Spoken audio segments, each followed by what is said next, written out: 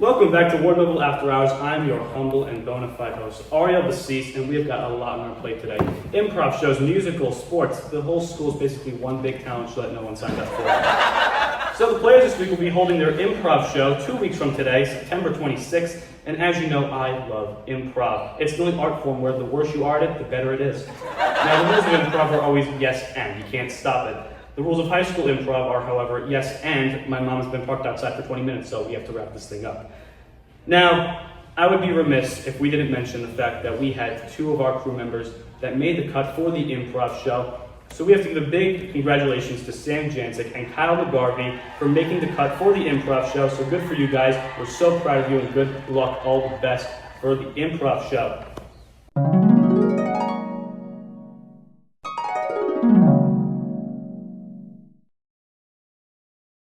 I understand that the majority of my audience could care really less about football. However, sports is a significant part of American culture, especially in Ward Melville. Sports analysis is a significant portion of sport culture. I'm sure you've seen your fair share of opinions on TV, like, if the offensive line holds up and the quarterback executes and the band nails a trumpet part of Sweet Caroline, I think we have a shot scoring a touchdown here. However, in high school, it's less professional and more like a group project where everyone forgot to read the chapter but still has strong opinions. Who am I to make these kinds of remarks? So I found a man in our school that believes straight green and gold. So ladies and gentlemen, to help give me an analysis, please welcome onto the show from MD Sports Zone, Michael DeMeo. Come on the show, Michael. Looking at the Patriots home opener, look how they performed last year. Nearly undefeated. They made a solid run of counties before their loss against William Floyd. It really speaks to how this team can perform again this season. Obviously, we have that incredible offense from Ward Melville, having 4 players from Newsday's top 100 list. But you know what? I'm really trying to get your perspective on the matter. I think this team's a very good team. Top 4 100 Newsday players. We got senior middle linebacker Liam Cronin, 91 tackles last season. 91. That's a whole lot of tackles. That's a whole lot of tackles, Michael. Junior quarterback Hudson Philbrick, 1,200 passing yards, 14 passing touchdowns. That's a lot of touchdowns. But I'm going to interject here because if I'm long with defensive linemen, I'm shaking them out with little boots. If I'm looking at returning senior running back Joey Benedetto, rushed for nearly 1,300 yards, 10 touchdowns last season. He was really a key player in that Melville offense, and he's going to be a big factor in tonight's game. But I do got to say, they might have a counter for that. Oh. We got Kayan Sawari, junior outside linebacker. I've never heard of him, Michael. Absolute stud. I've never heard of him. Straight out of Longwood. I think he's going to be good here. Well, I've never heard of him, Michael. I think it's really 2 players on that counter offense coming in from Melville's lockdown defense and countering with that absolute phenomenal offense.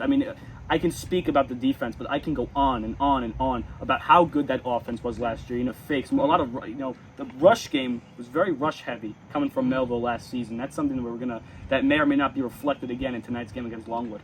Talking about over here, we got junior quarterback, wide receiver Joey Karpos. He's a dual threat on that offense and defense. I saw him last season. I was impressed with what I saw, but you could speak more about that if you want. I think he's a very good player. A lot of touchdowns, a lot of interceptions, just changing the game for those Patriots. That one major interception during the homecoming game last season. Last seconds of the game, no one was scoring. Weather absolutely coming down hard. And who stands out from the defense? Joey Karpos. I'm looking at him. He's going to be obviously a key player in that defense again today. Less about the linemen, but just I'm looking at really Karpowitz. And if you look at the track record with Longwood and Ward Melville, it's more of a 50-50 if you ask me, because in the regular season, Ward Melville unfortunately got dominated over from Longwood, but then they come back in the playoffs, like second round of the playoffs, and they go ahead and they crush Longwood at home to advance the counties. That's something that is absolutely incredible, and I want to hear more about that. 2 years ago, I was at that game, Stony Brook, Longwood, county championship. Who won? The Patriots won that game. This is one that you can't even predict will happen. But you know what? Everyone seems to be very confident about tonight's game against Longwood. And you know what?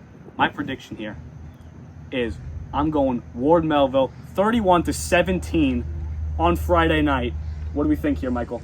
This is a tough game. Longwood looking good. Patriots looking good. There's just too much here for the Patriots. I have to go for the Patriots. That offense. Come on. Go for the Patriots. You got to go the Patriots. Final score. 21-27 Patriots. Shout out Jesse Sprung. Oh, there you have it, folks. Thanks so much for tuning in to High School Game Day. I'm your host, Ariel Basis, and this is Sports Analysis Michael DeMeo coming at you. Enjoy the game, folks.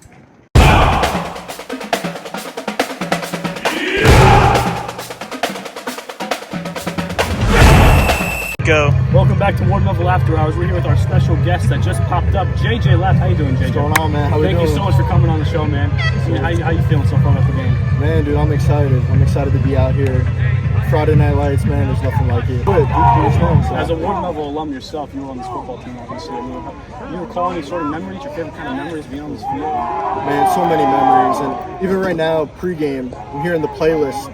Still the same playlist from when I used to play. So all those songs, Cinderella Man was playing Eminem, like little goosebumps, and I was taking me back. There's a lot of memories to look back on, but one of them is being out here, playing with all the guys I grew up with here in the hometown.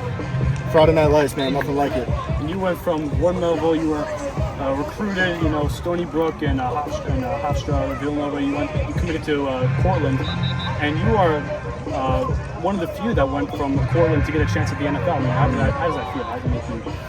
That's something rare. Yeah, I recognize that. At this point,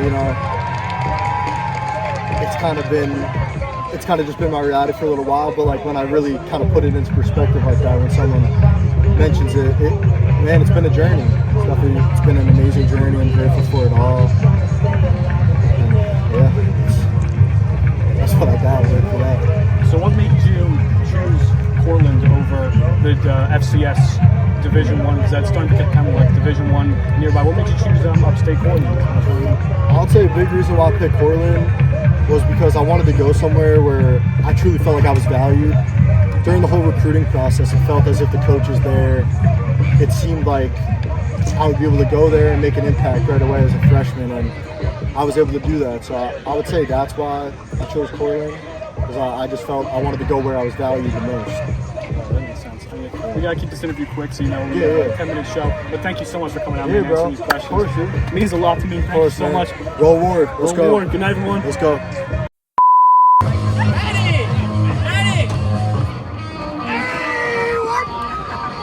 Cheer loud! You hear me?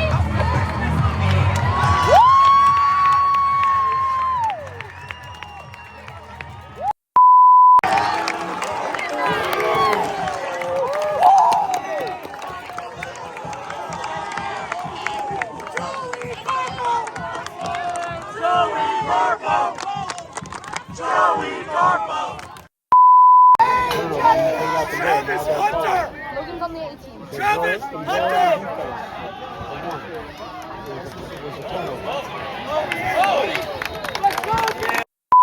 Yard return for number 7, Mark Davis.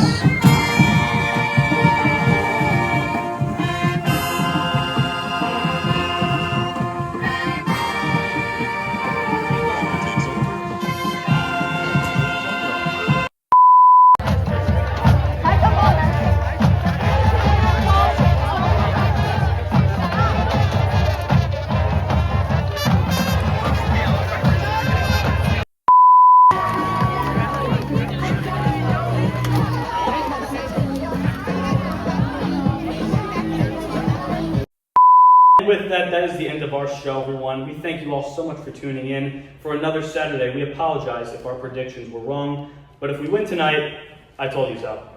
For those watching at home, I'm Ariel Basis. This has been Melville After Hours. Good night, folks.